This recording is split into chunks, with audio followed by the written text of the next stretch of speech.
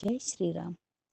चैत्र नवरात्री निमित्त सुरू केलेल्या श्री रामचरित्र कथेचा आजचा 16वा भाग. राम येणार हे शब्द ऐकताच राक्षस पत्नीला अत्यंत आनंद झाला.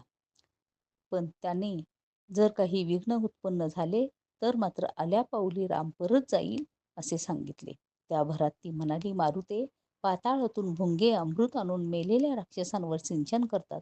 त्यामुळे राक्षस पुन्हा पुन्हा जिवंत होतात.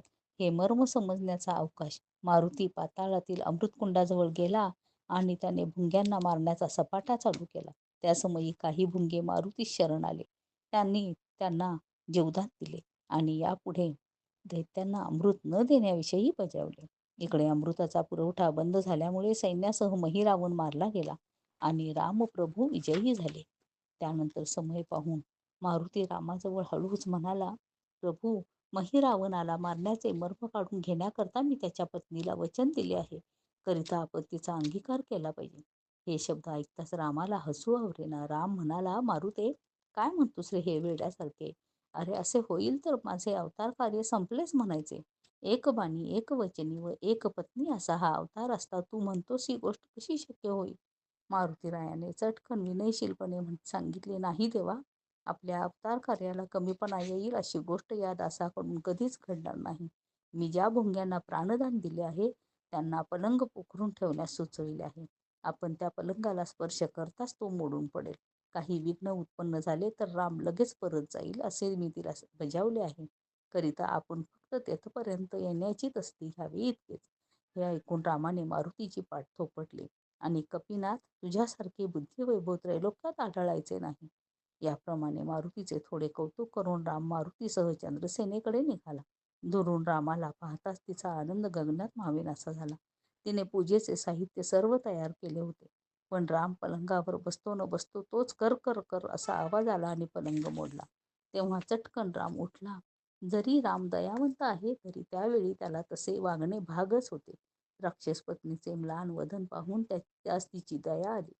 पुढील अवतारात तुझी इच्छा सफल होईल असे सांगून रामाने तिचे सांत्वन केले आणि मारुतीसह तो तेथून परतला. अहिरावण महिरावणाचा संहार केल्यावर राम लक्ष्मण परत सुवेळ पर्वतावर येऊन विश्रांती घेऊ लागले. हे वर्तमान कळताच इंद्रजिताला मारलेल्या लक्ष्मणाचा सूड उगवण्यासाठी रावण रथारूढ होऊन तेथे आला. रणवाद्यांचा गजर ऐकता क्षणी वानर, कोणी वृक्ष, कोणी शिळा घेऊन त्यावर धावले. रावणाने रामावर एकसारखा बाणांचा वर्षाव चालू केला, परंतु रामाच्या बाणापुढे ते कसे टिकू शकणार? तरी पण कर्तव्यपरायण विभीषण हातात गदा घेऊन लढण्यास पुढे सरसावला. तेव्हा रावण म्हणाला, विभीषणा, ज्या अर्थी सख्या भावाची बाजू घेण्यापेक्षा तू भावाच्या शत्रूची बाजू घेतोस, त्या अर्थी मी तुलाच आधी ठार करणार, असे म्हणून त्याने विभीषणावर ब्रह्मास्त्र सोडले.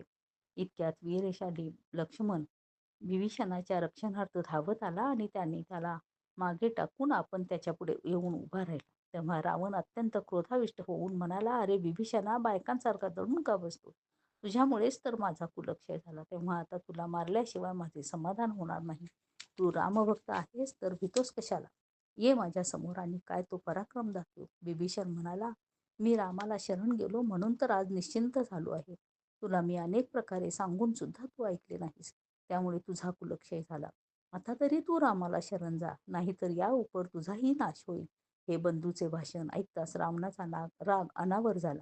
लगेच त्याने आपल्या सासऱ्याने अंधन दिलेली अमोघ शक्ती ती लक्ष्मणावर सोडली. इतक्यात मारुती समोर येऊन उभा राहिला आणि त्याने ती शक्ती आपल्या डाव्या मुठीत घेतली.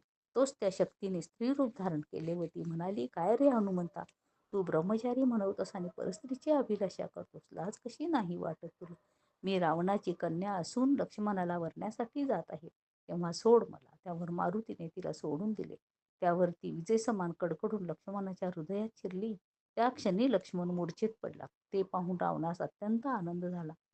लगेच लक्ष्मणाला उचलून नेण्याच्या उद्देशाने तो पुढे सरसावला. इतक्यात रागाने लाल झालेल्या मारुतीने त्याच्या हृदयावर एक मुष्टीप्रहार केला व तो लक्ष्मणाला उचलून घेऊन रामाजवळ गेला.